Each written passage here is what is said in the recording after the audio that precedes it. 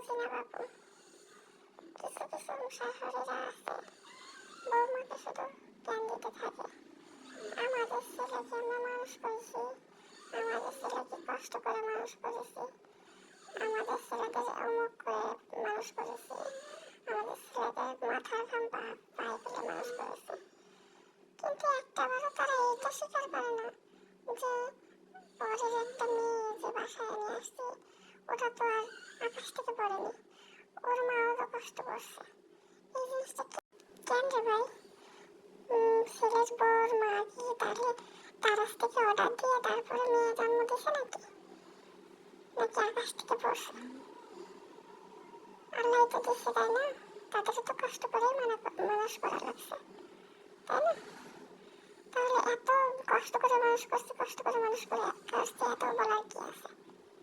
এটা এত বলার কিছুই নেই, তাই না? কেন ভাই, কেন এরকম বলে? ভিডিওতে দেখানো সব ক্রাঞ্চি পেয়েছিলেন খুবই কম প্রাইজে।